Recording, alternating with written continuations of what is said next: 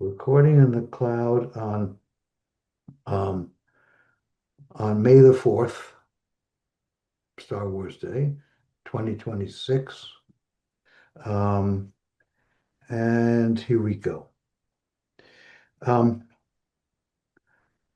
one, one of the most prominent things about our theory of diverted evolution is what it says. Its prominent message, um, about the received wisdom, the common understanding, what's generally, accepted as established fact. The message from the Mesopotamian tale is, you know, what you think is well established has a lot in it that's wrong, a lot that's right, but a lot that's wrong, you know, dead wrong. Okay?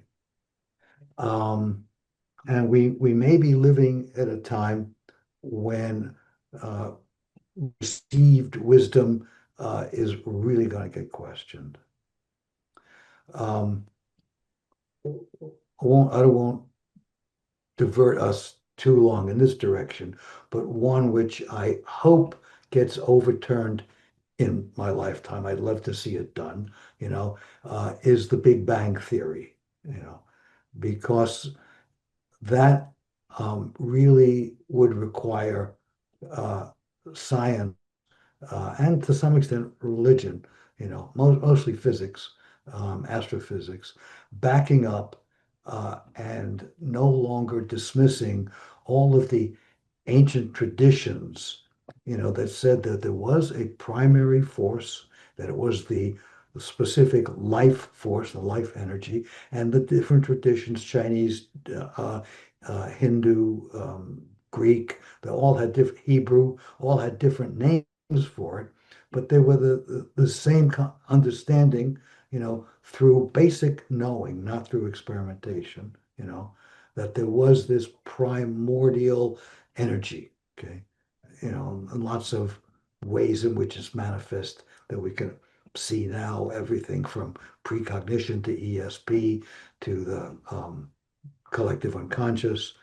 Um, um, and and this force energy, has a physical dimension, uh, and the theory was in physics it's called the ether, and it is the medium that transmits light in the same way that air and water and bone, transmit sound waves. That's the medium that transmits light waves.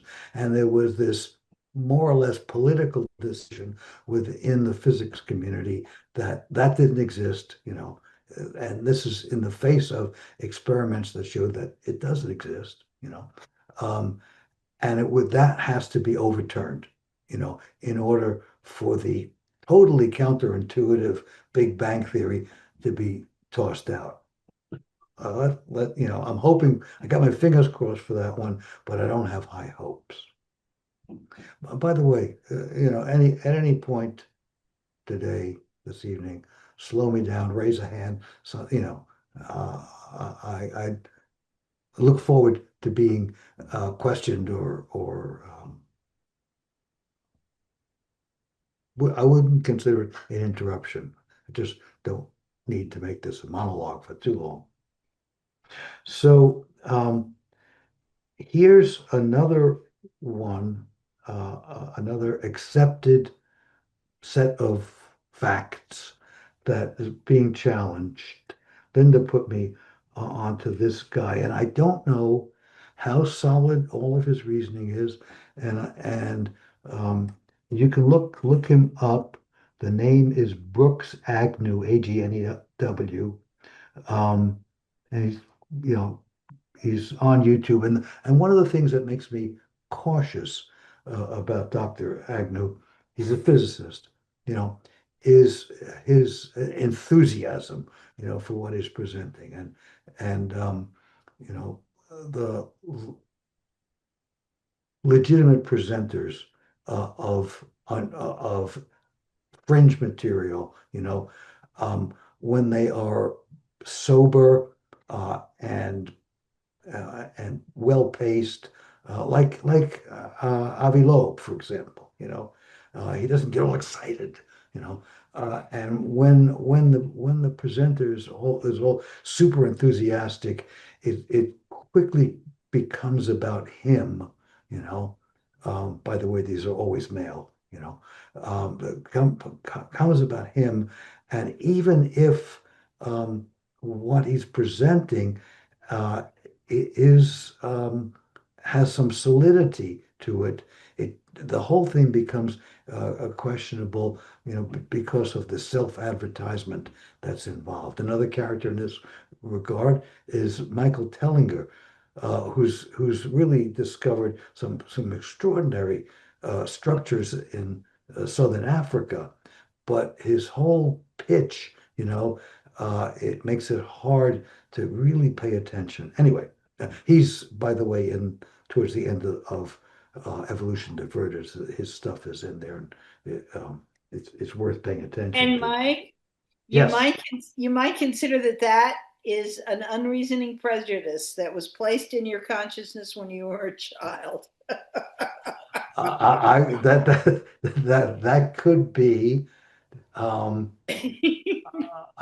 it just um, it yes, and there could be a similar prejudice in favor of those who are so calm and well paced. That could be. Yeah, yeah. But and That also, could. our prejudice is naturally academic. And academic comes with a whole list of this is how you behave when you're an academic. And some of what you're saying is these guys just don't act like academics. And that's true. And I decided that's a real benefit because they don't have the same strictures that are placed on the academic because the academic has to build within a system that already exists. It's just in the nature of this. Have I told you my model of academics as a giant string ball with lots of ends? And if you want to be a scientist, an academic, you got to find an end, and you can build on it. And if there's no end, you don't belong there, and that's wonderful in a way and horrible in a way. And so the fact that I'm coming up on things that excite me academically, mentally, and I'm convinced that it might actually be real because it seems like it's well founded in fact. Like that video I sent you about the Earth, the empty Earth, or however. That's what I'm about to talk about. Yeah. Right.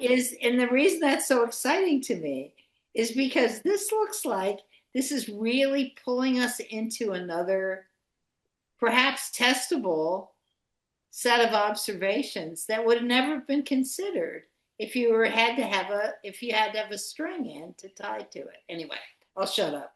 But you Yeah. wanted me to talk. I Yeah. know you. No. You can shut up for now. Jump back in as soon as you feel like it. So I will. so Dr. Agnew presents um, the hollow Earth theory. One of the things he started off with in the video that I saw was the idea of a physical Earth and sort of within or parallel with an etheric Earth, uh, an Earth energy. Well, sure, that's not a hard one. Mhm. That the planet has a field. Um, that belongs to it. So that's not a stretch for us. Um, and he also talked about again this broad idea of a symbiosis between humanity and the planet itself. This actually could be seen as an extension of a work of a Harvard biologist around the turn of the century. He didn't exactly overlap with Darwin, but he's kind of complementary to Darwin because um, you know, Darwin was big on how organisms respond to the environment and develop in response to what the environment offers. Um, and Lawrence Henderson was his name. Um, he said it worked in reverse also. In other words, the fit goes both ways. The environment um, will get shaped to create a better fit for the organisms that are existing at the time.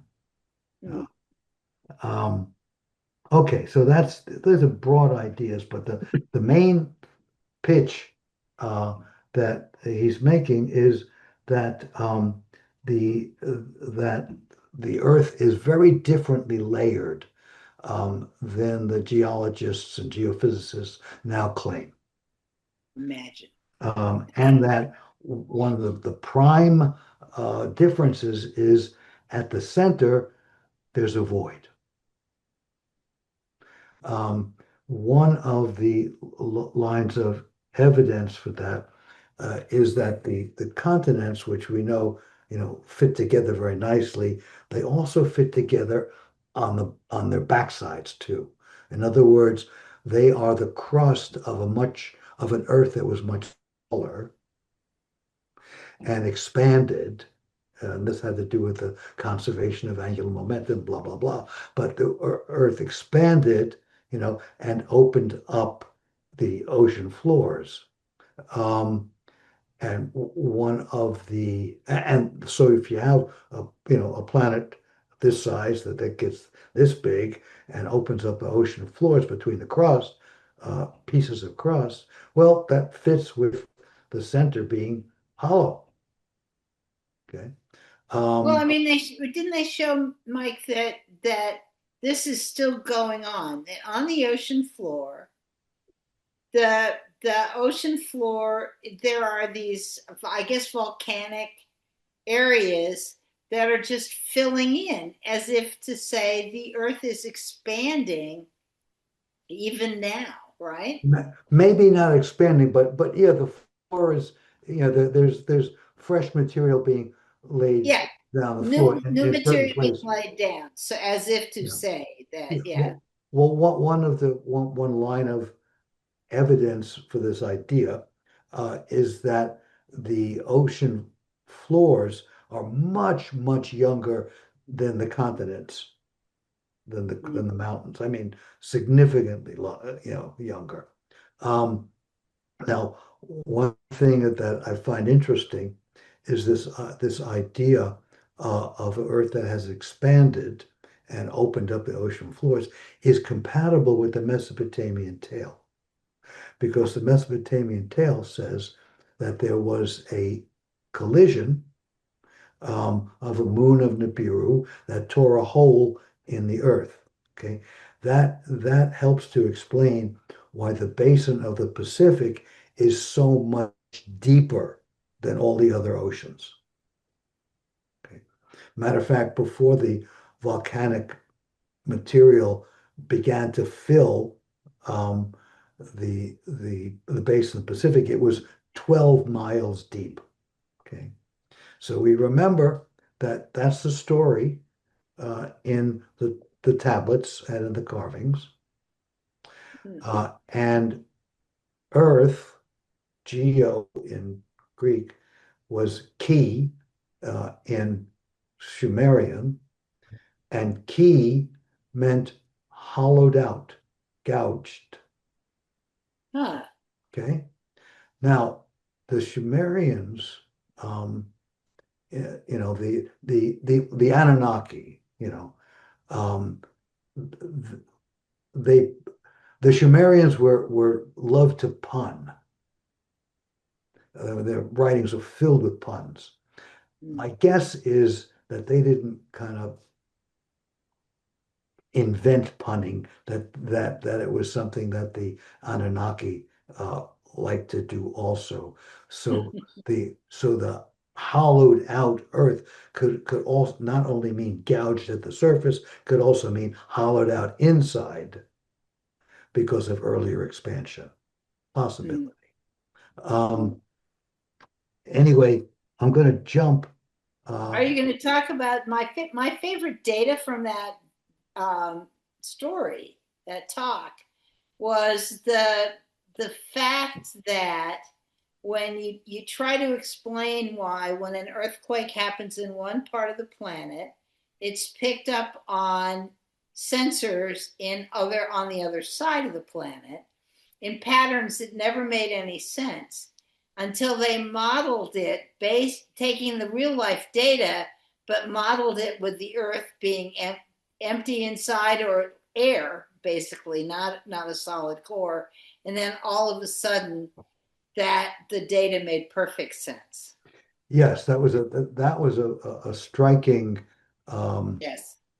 piece of supporting the idea that if you allow the waves to move around the hollow, they make a much better fit. Right. Because if you stick with the idea of a very solid core, you have to invent uh, something that the geologists call ghost waves, kind of like Yeah. waves that are kind of like That don't exist. Yes. magically cross the earth and show up on the other side, you know. Right. So that was a big piece. Yeah, that was a big piece. I found that stuff very impressive. Yeah. Another piece that, is doesn't seem quite as solid, but who knows? Really, this is all very new, so it has not been really thoroughly studied. But there are some aquatic forms, some fish, and I'm not sure they're all fish, but I don't know what the other ones are. But they are thought to have been extinct for quite a while, and now they're showing up, you know, as Mhm. if there's an oceanic layer also buried deep, and the creatures And have it's leaking. and it's leaking, Yeah. and they're coming up through the fissures, Yeah. again, that's very preliminary. And he had other bits of support that I don't know how to assess. One was that the current theory of how the Earth is structured and aligned with the solar wind means that there should only be auroras at one pole. And we have seen recently simultaneous auroras at the North and Yeah. South Pole. At And both and poles. that Yeah. goes along with the hollow Earth theory. I'm not quite sure how that works. Okay. Another was that the iron that's in the Earth's mantle spectroscopically has been determined to be mixed with xenon. And it's a rare gas, but is virtually non-existent in the atmosphere. So, as if somehow the xenon, has been drawn into the center of the Earth. Anyway, I'm not sure how that fit with the hollow Earth, but Yeah. there are lots of clues here. Lots of clues.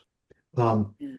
I'm gonna so anyway, the parallel may be with the Mesopotamian tale, like with the structure of the earth. What we're assuming is established, may not be so at all. You know, maybe the reality may be very, very different from what we've been saying it is. Okay. Um, I want to jump. Well, actually, no, it's not a big jump. Um, Something very interesting. We just said that the Mesopotamian tale has the Earth being impacted by a moon of Nibiru, um, and and here's there's been this controversy back and forth for several years. Like, well, how did Earth get its moon? How did it capture this? Where does the moon come from? And here's an article from the science section of the Times back in November. Um, Headline being, "How did the Earth get its moon?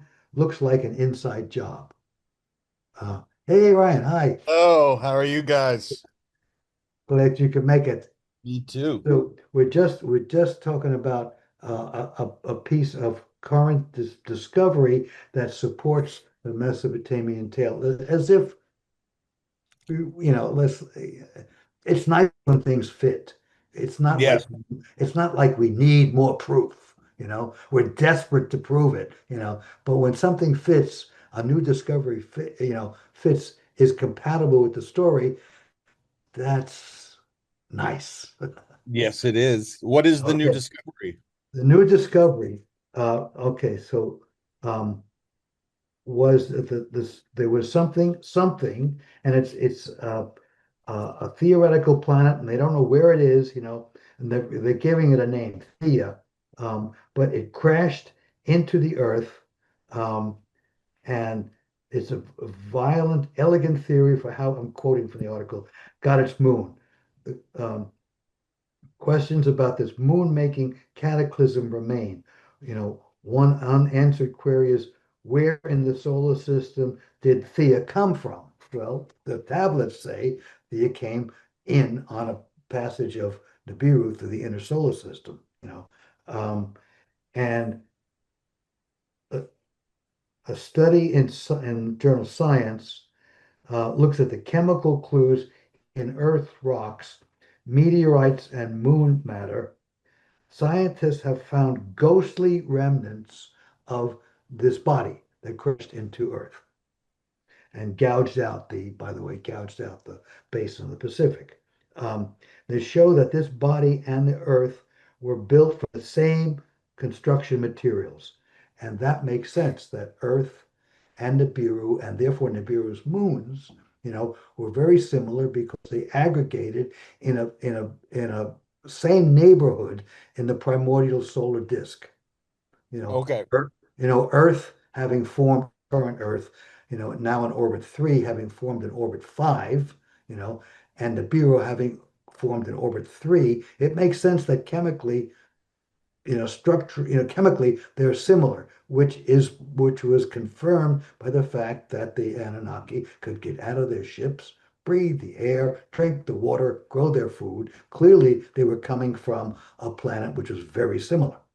Okay, so that's what this study says, that the pieces that are embedded in the Earth from this collision are very much like the Earth. Okay, um, so and it also goes on to say something we've been finally under. This has been very, very slow to come into consciousness. It's really taken ever since Velikovsky in the 50s, to understand that, there really were major realignments of the planets. The system has been stable in recent memory, but not all that long. Um, and that big impacts were common.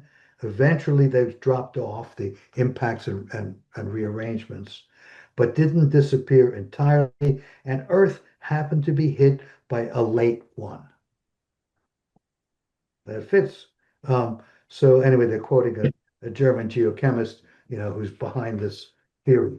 Um, and it's like everything else that has come up in the world of the sciences, since the evolution diverted got, you became a book, has been compatible. There's nothing that has appeared that really contradicts or challenges it, which is nice.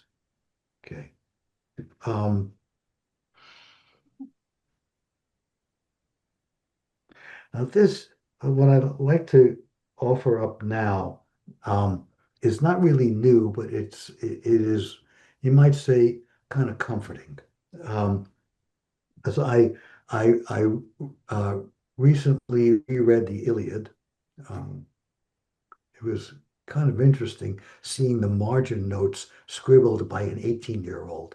But um, and also read a very nice novel by David Malouf, Malouf, which takes one incident within the Iliad story, basically the redemption of Hector's body, by his father, the king of Troy, from Achilles.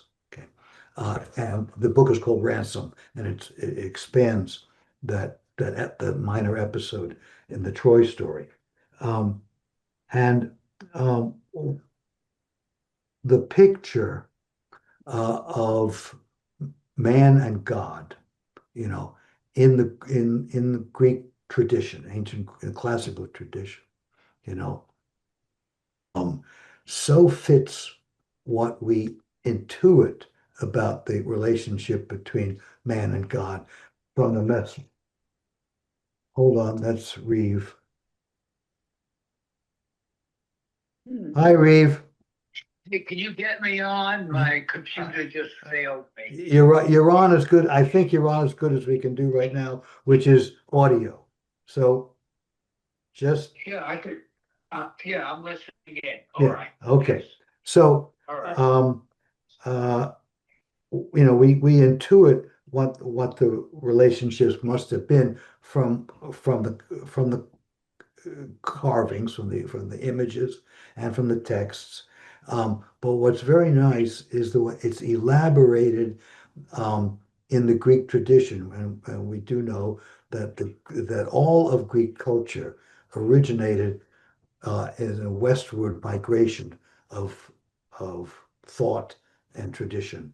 Um, Where, Western, from where? from Asia Minor, from Mesopotamia and from Asia Minor into Greece, and then further on to Rome. Here's one quick thought.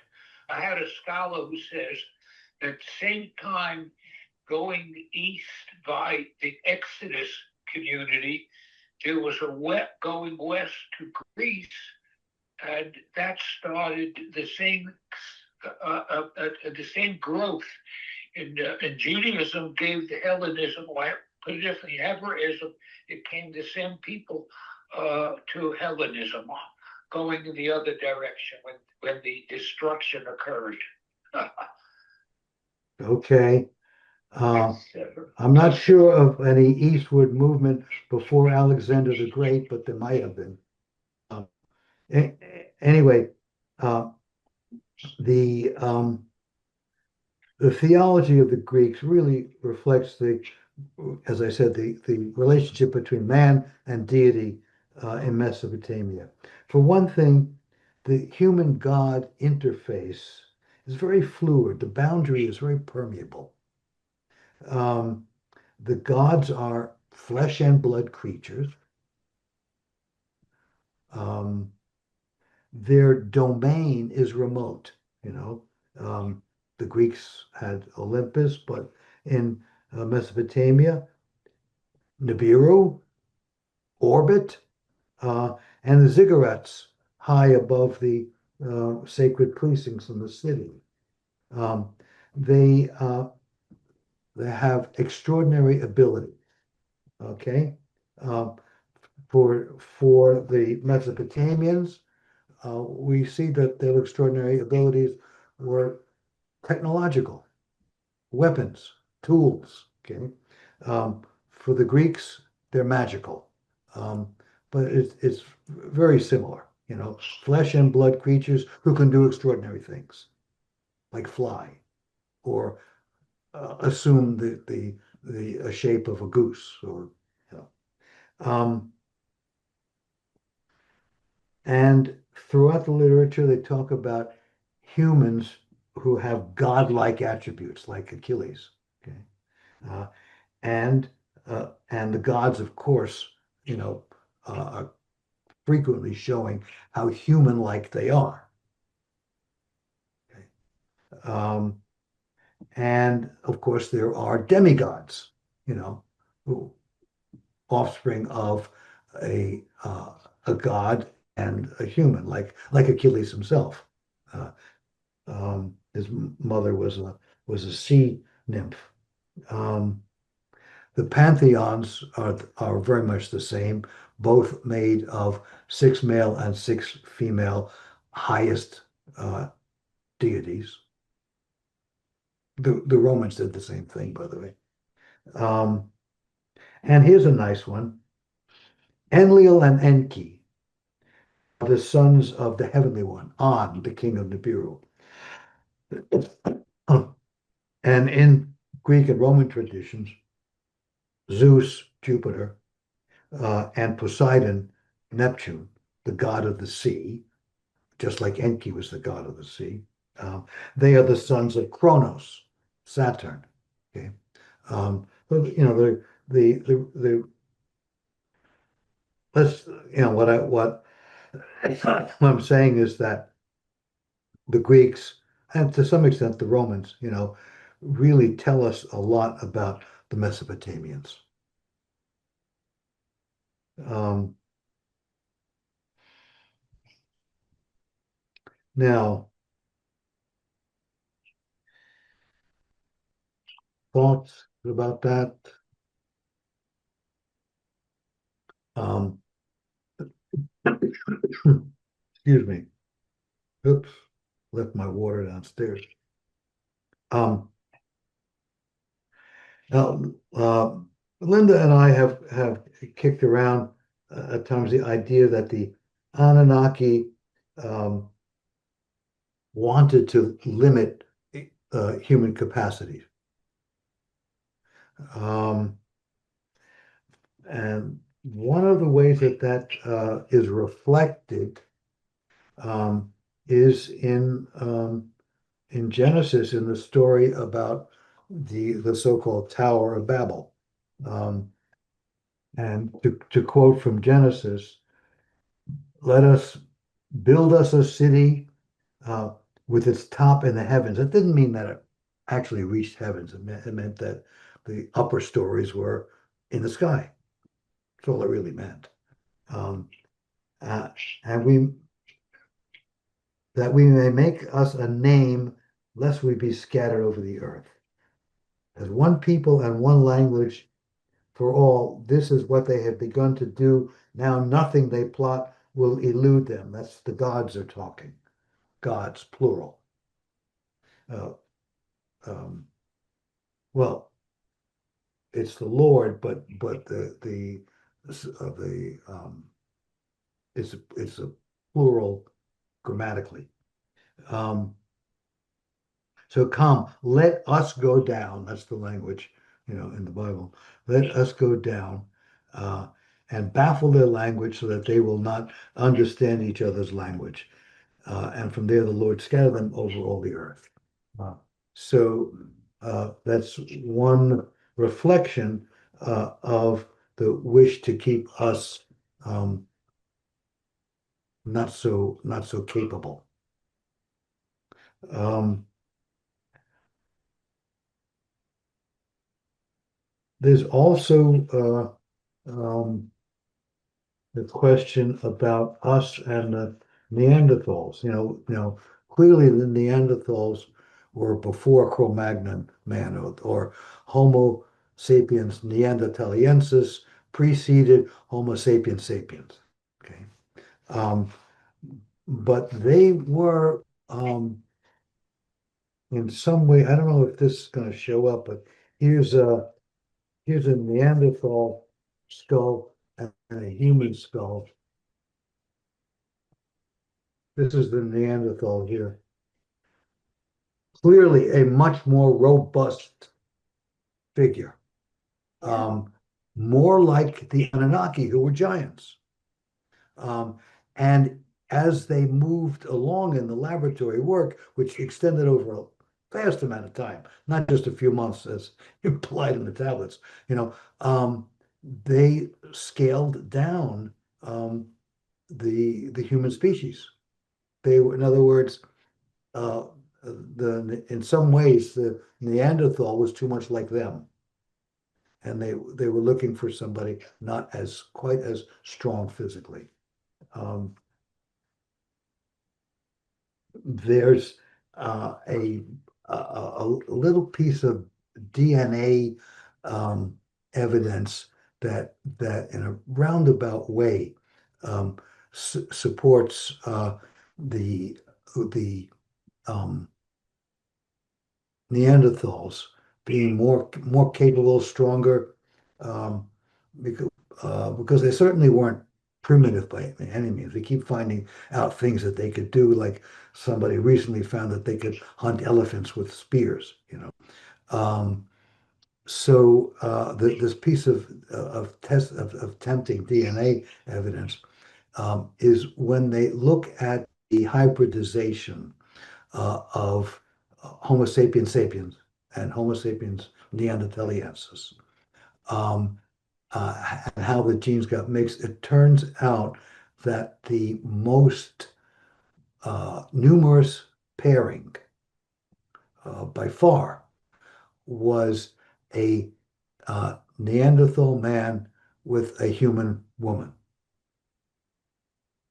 Um, so, you know, in other words, the human women were favoring the big hunks. See, I heard Um, it's funny. I actually people online were coming in the reverse that might show that like the Neanderthal men were raping the human women because there was no other reverse. There was no signs of humans impregnating Neanderthal women, and so a lot of people were surmising it was due to kind of just rape potentially. well, if they're putting the rape picture, and I would call, I have to wonder about projection. You know, why can't it just be free choice? You know. I feel like that, I guess what they were making is because the free choice would maybe show a little more that reverse, that there would be human Neanderthal women getting pregnant with humans. But I thought it was interesting.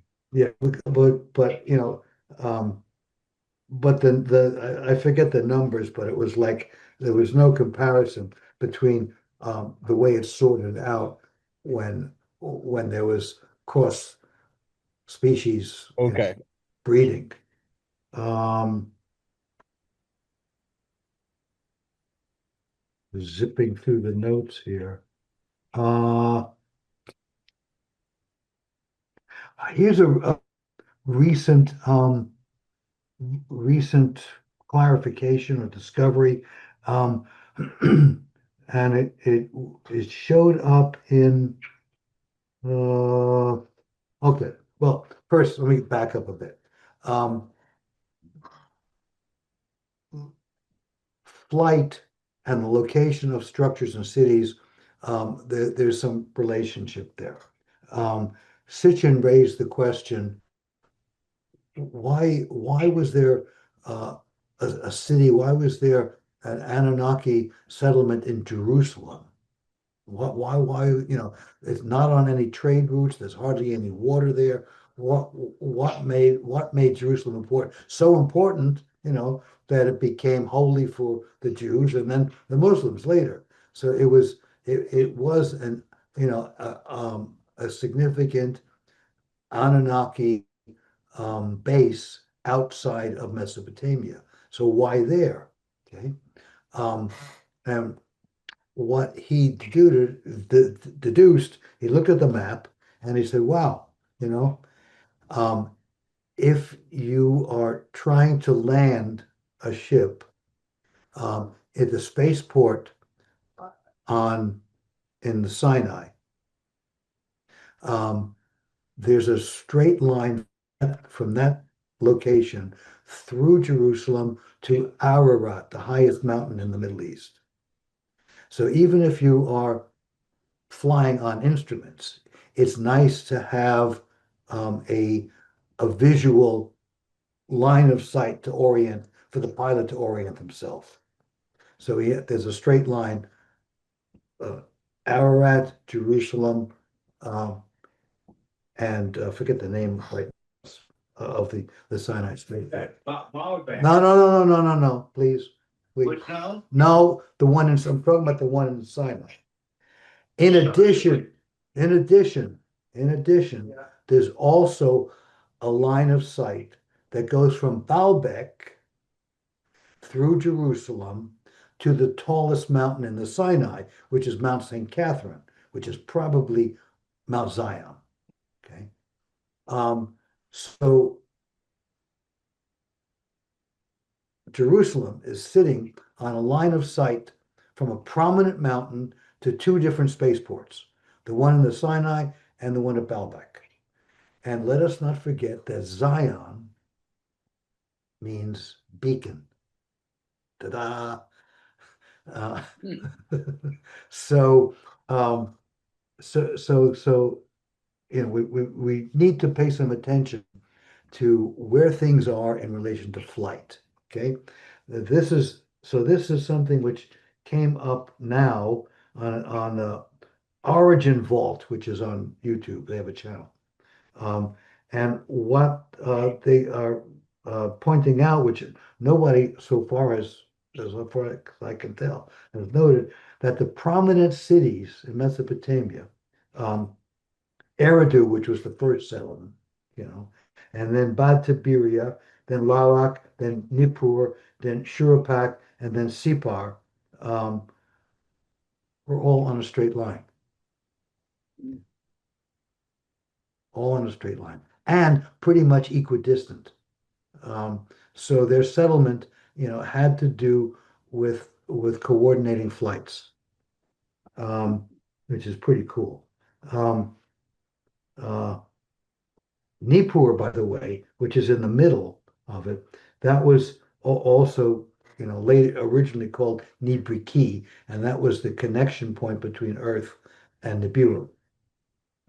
It was the site where Enlil maintained the communication devices uh, for the two to connect the two worlds. Um, and Shurupak, um, which is in between Nippur and Sipar, um, were that there are hints that that is the city where the biblical Noah uh, resided and may very well have been the king. Noah, who was Atrahasis in Babylonia and Utnapishtim in Acadia, and Shuruppak was his city. Um, and the story in the Mesopotamian flood epics is that from Shuruppak, he would know when to launch the boat because he could see the rockets taking off with the Anunnaki inside in Sipar, which is the next city up in this straight line. Um, so it's the story, I guess, more consistent and more interesting. Mhm.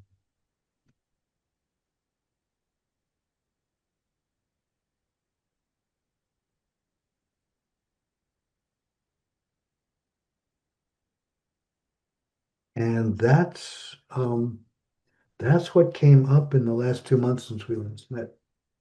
All of those tidbits. Uh, um,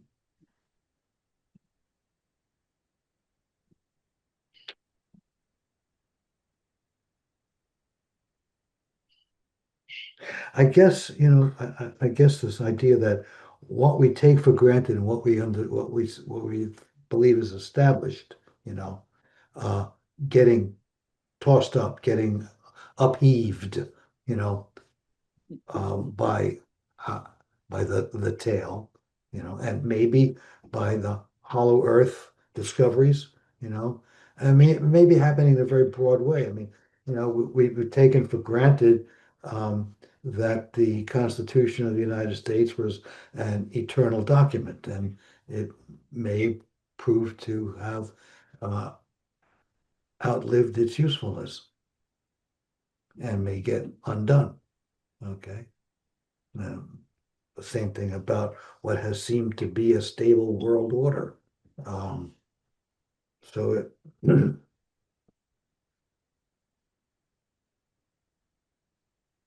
it's a time of big questioning. You um,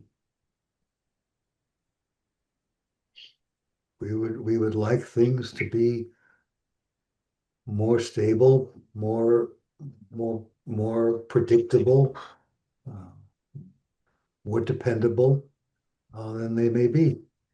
That doesn't seem to be the era in which we reside, however. Say that again, Linda. I said this that doesn't seem to be the era in which we reside. No, However, it's not our times. not Not now. right, not right Not now. Not right now. And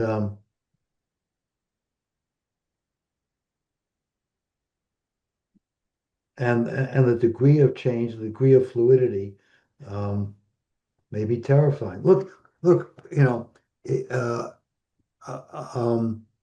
for I don't know how much easier it is for me than for, Joe Blow, but one of the things that um, we like to think of the beginning of the universe, and the beginning of life, origin of life, um, it's very different to get your mind around, or your body, mind, spirit around um, a universe which is infinite and eternal and maybe omniscient, you know, Mm.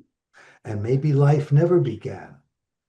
Maybe life was always an aspect of the universe, you know. So, you know, it's a time for some pretty big questioning going on. So, you know, um, and the Apostle John may have been right on that the proof will the truth will set you free. Um, we don't know if I forget which feminist was said to have claimed that first it would have to piss you off. I'm not sure if that's an accurate quote, but there's certainly a lot of truth to it. Um, but these are big times, and um, in that regard, uh, Yeah, I think we're being forced to let go of our assumptions, kind of like peeling an onion. I mean, it just seems like it never ends. I just think I've settled into a new idea of how the world works, and it gets getting torn apart. So, yeah, may we live in interesting times. yeah, yeah. So it really is. Like, well, at least 40% of the population understands that we're being visited now, not by Anunnaki, but by truly alien beings from a great distance and with hugely advanced technology, and authorities are trying to keep the lid on it for whatever reason, you know. Um, they Well, and there you should know there Stephen Greer is doing another one of his big reveal things. He did something I can't remember, it was right before all hell broke loose in some other way. But he had a whole bunch of really um appropriately credentialed people talking about UFO stuff in a press conference and a long time. It was probably at least a decade ago, and he's doing it again. I think in 4 days. You might look at this, but I something tells me that's worth paying attention to what he's doing because he doesn't do this very often, and when he does, things happen immediately afterward. So it might be interesting to know what he's about to unravel here. Well, he does have a movie coming out, I think, in June. And Um, it's well, no, he's not the one with the movie. I think the movie you're thinking about is the Spielberg oh, movie. who are you talking about? I'm sorry. Stephen Greer, not Steven Spielberg. Who is that? Stephen Greer Greer. is I can't believe you don't know him. He is a connected to the early TM movement, but he's also a medical doctor, and he has been part of disclosing UFOs and UFO information now for the last 30 years. And he is having his second press conference, I Oh, think, in 4 days. And so Oh, there's just it's so funny. You think you pay attention to the news and you think you're getting a representative sampling of what's going on around you, but my experience is that's not true. And so sometimes it's hard to find the interesting stuff. This yeah. is an interesting thing. So Oh, Stephen I would Greer. recommend checking I'll it. look. I'll keep an eye out for it. Now, of course, Spielberg is having another movie come out. Again, I think it's June. And I saw an interview about of him. You know, so here's somebody with, E.T. and Close Encounters and the TV series Taken. In his portfolio. Um, and the interviewer asked him, "Have you had, experience with, extraordinary experiences with?" And he says he knows a lot of people that claim to, um, but he hasn't. You know, he hasn't. But he's basically implying that he's got a nose for a very good story, you know, and he knows people that are convincing and convinced. So he puts the two together, he makes movies, you know. It's possible that he's just a very good liar, and he is um, preserving credibility by saying, I haven't had any of these experiences, you know. I'm not here to proselytize things that I've experienced. I don't know. An open question. Because I just don't know how somebody could be basically so good producing and directing, um, um, stories like that, like those, and not having a personal stake in it. All of the people that I know who have, who are into, quote, into extraterrestrial phenomena experiences, they've all had experiences of one kind or another, you know. It's what gets them, hooked on this. And when I say experiences, I mean something more than seeing a strange light in the sky, you know.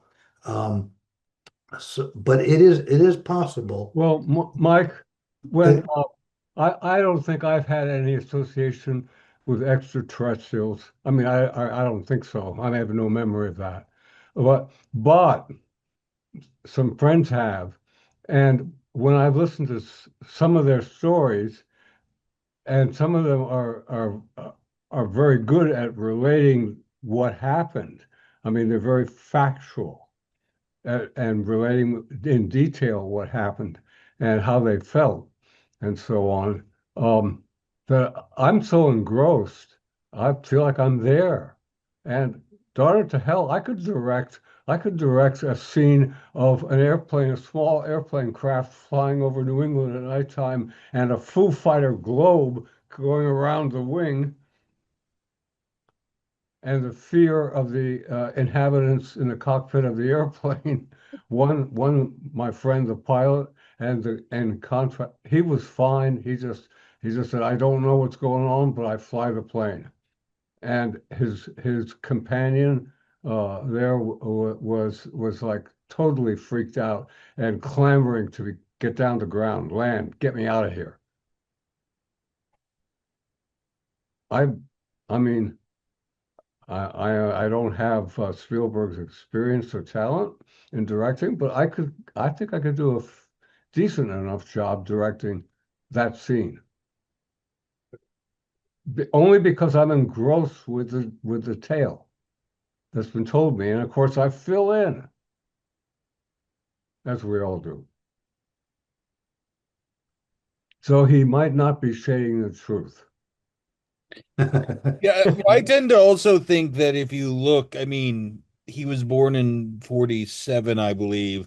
And, that basically that generation were like, in the 70s, science fiction for them when they were kids were Buck Rogers, but science fiction exploded, even the stuff from the nonfiction science, that stuff kind of in the 70s exploded. So I think like everybody kind of in that era or like pop culture was completely transfixed with outer space, aliens, you know, in that way. And so I think with, you know, with Close Encounters, which clearly has a lot of inspiration of the work, the books, the literature that was out at the time, you know, Yeah, but I also think that you know, I'm not, you know, who knows what he knows because he's has friends with several presidents and what have you, but you know, the story of Close Encounters could easily be read as a story of an artist becoming like, you know, he regrets the movie now, or he says he could not make the movie now because the movie is about a father leaving his family and everything to go on. It's also funny because it's never really addressed. You can't imagine that movie existing now where the character's just like, okay, bye family, I'm gonna go do this. You know, I think E.T. you could look at is from the point of view of it being a fairy tale, a story of loneliness, you know, and then there was, you know, obviously War of the World. So I don't, you know, Disclosure Day might be different from that point of view, but it doesn't strike me that you know, that the Spielberg's oeuvre of science fiction slash alien movies have necessarily any kind of secret knowledge to them outside of them being, you know, incredible um movies and just, you know, things that tapped into the culture. I think when you mentioned the culture of the times they grew up in, and it was that the incredible was out there and real. Yeah, no, I mean everything from that was the, It you was know, I think about the Leonard simultaneously. Nimoy. You went for because you had Star Trek and Star Wars, and you know, then you had like the paranormal as a blanket term. The 70s is really where that blew up from. You know, I'm thinking of that book Jadu to the Mothman to you know, to the Leonard Nimoy show In Search of. It like all the sort of the potpourri of what we call paranormal or metaphysics clearly exploded, you know, in that decade in a Yeah. way that kind of completely subsumed pop culture. I mean, even going so far as Mork and Mindy, you know, those things were new and fresh in a way that and they still that decade kind of it continues to influence everything that came after. Stories that were incredibly credible. Yeah, incredibly real, incredibly credible. It's about it. Yeah, I was not into it myself, but I could feel the temptation. I could feel, I mean, when someone would get express their enthusiasm, I mean, I sense the desire for that.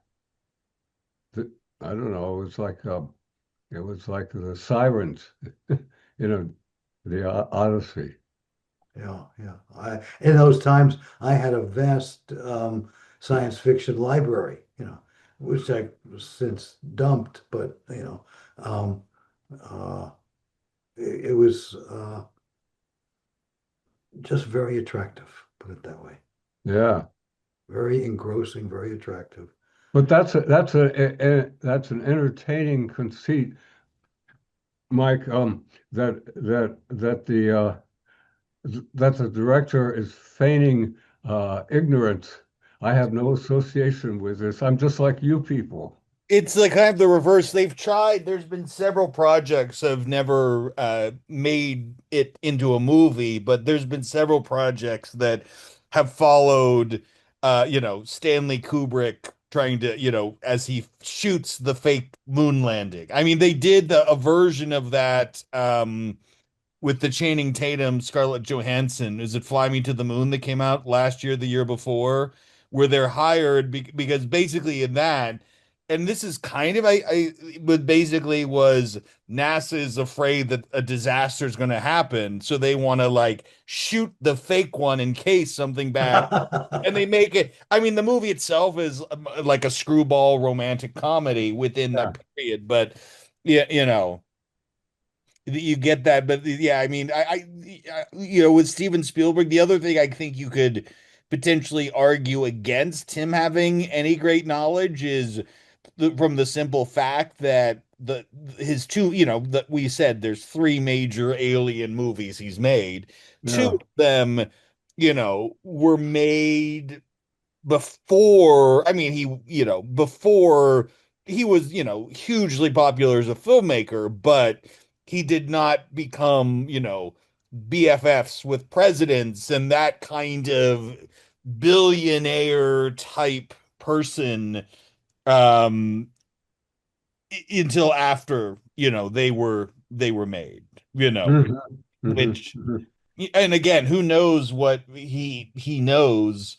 It's always the the alien thing. It's such a bizarre because like it feels like it has to be there, but also, there's just it's just bizarre. People's answers are bizarre. That something that I'm always curious about. I heard someone talk about, and which I think is interesting to think about, is that one kind of argument against some of this is that you like if there was a kind of Manhattan Project or something dealing with UFOs, aliens, whatever, you would notice that like major like the smartest scientists were kind of doing something or not, appearing would be kind of they would be working on something, and that's something that's just not, the case right now, Hmm. you know. Just as Jim said that the affective energy that his friend put out about their experience Yeah. in that plane, was strong enough to be really convincing. I get it. You know, uh, It was, yes. yeah. Now something similar had to go on with Spielberg's doing that TV series Taken about the abduction. In other words, the abductees and those who were interviewing the abductees had to have um, been convincing enough to get Spielberg to do the series. Had to be, he couldn't have been approaching it just as Well, an exercise. I would say though that Um, show, if I recall, it was a fictional show. You know, presented as yeah, just a story. yeah, that's what I'm saying. So it wasn't, again, I would just go to he's of the age, of people loving science fiction. He's of that in the same way I'm of the age that, you know, I deeply love Transformers and He-Man and Star, like that inherently, I guess that he would be inherently like artists are attracted to similar themes. And it's clear that, I mean, you could almost argue it was very funny in AI. It was always, I thought that was one a slight misstep is where the robots in AI were designed to look like aliens. It was bizarre because I thought that clouded the ending of that movie at first. You're like, wait, are these aliens or robots? But in any extent, I think the other side is that artists, you know, both artists are interested in similar stuff. And in Hollywood, if you're known for something, that means you're going to get paid the most to do that thing again, oftentimes. So, that Spielberg making an alien movie or a show is a major event, more so than Spielberg making, a lot of other things. So it could be, again, I have no kind of real knowledge about this, but I'm just kind of playing devil's advocate as to, you know, why it isn't necessarily strange that he has worked in this stuff time over time and doesn't necessarily have personal deep connections to it.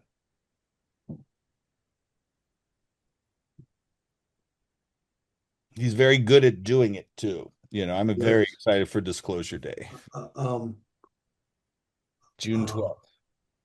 is that June 12th? Hmm. Um,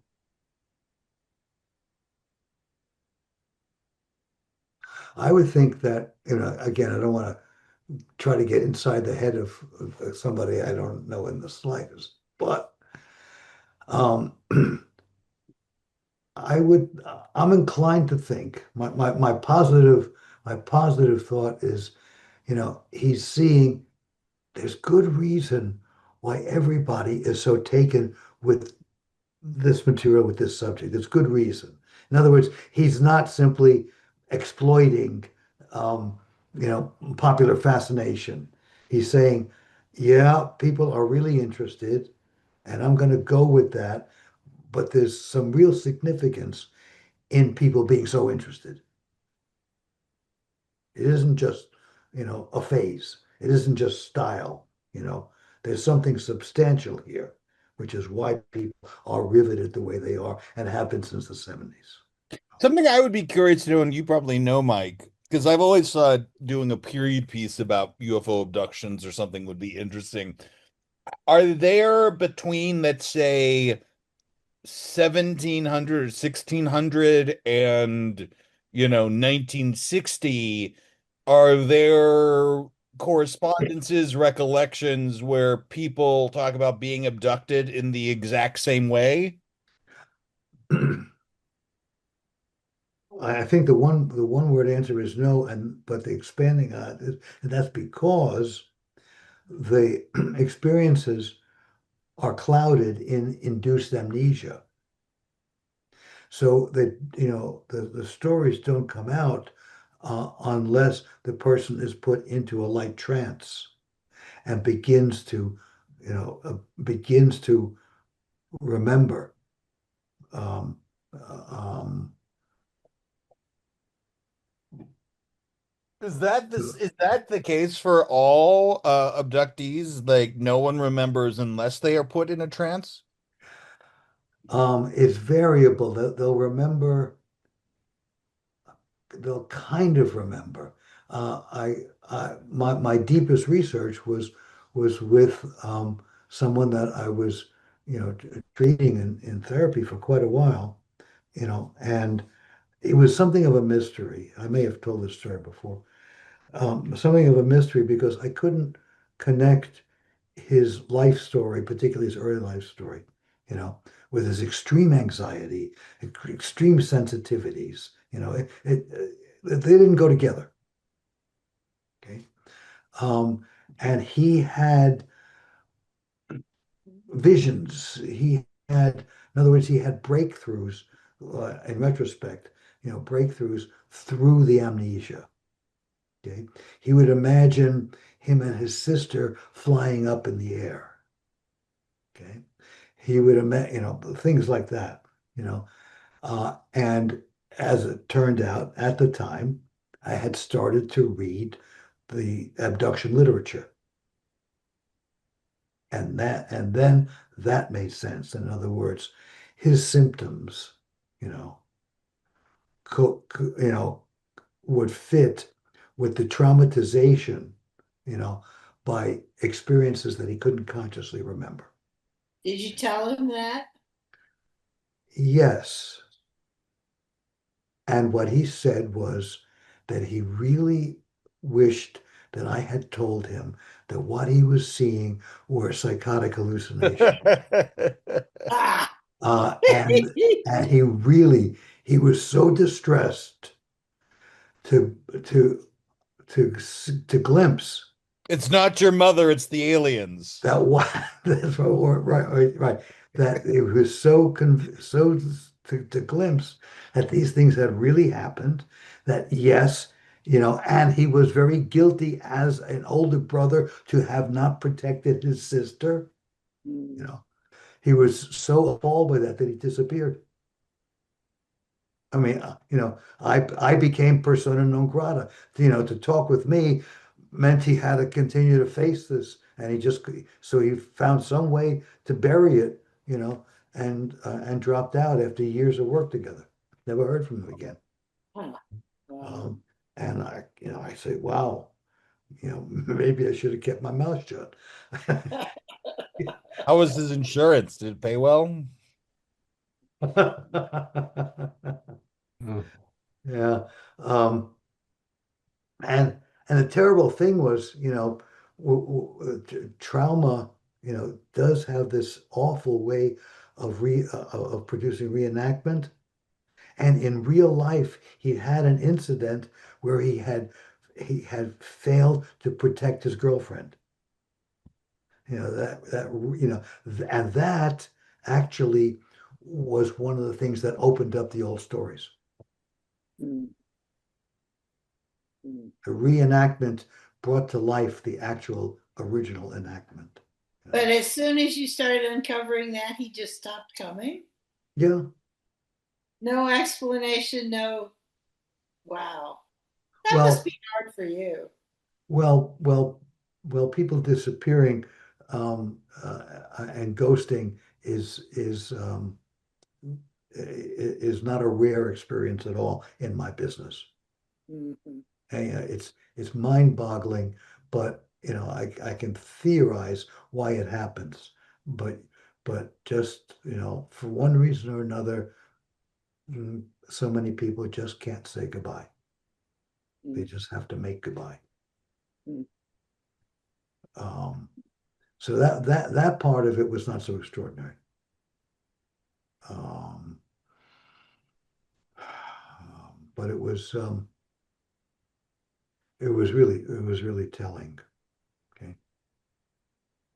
Um, I think I mentioned this to Ryan that I met a woman a few months ago who put together the story that she had been abducted. In other words, she remembered seeing a face that shouldn't have been there in her bedroom window, you know. Uh, and she knew that there was no medical reason that anybody had been able to find for her infertility, because messing with the gonads is a part of this of many many abduction stories. So she had reasoned that she was an abductee, but she was still in amnesia for the actual experiences. So she had no emotion connected with her stories.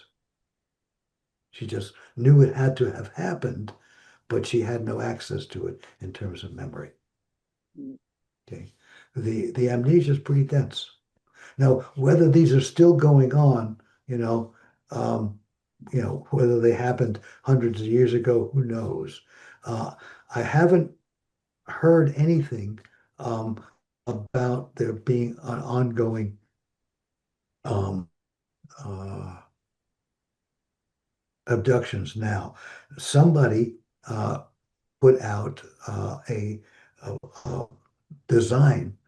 Believe it or not, this takes us, to the tinfoil hat realm, but designed for a metallic and leather helmet that would make somebody not accessible, because apparently the access to the human is through the mind, through the brain.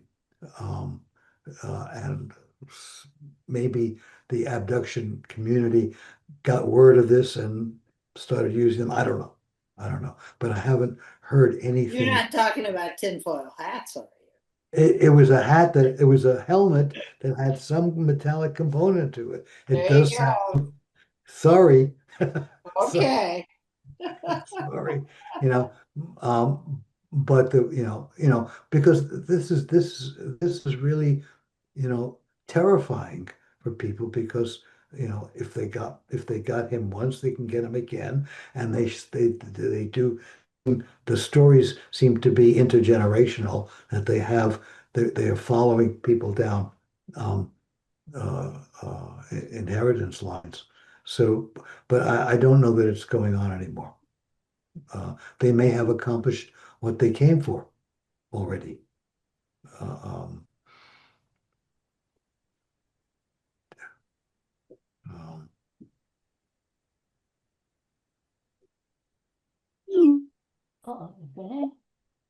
somebody, Yeah, I was my daughter's babysitter, just texting my daughter's no, home. So there's give me somebody left. Well, um,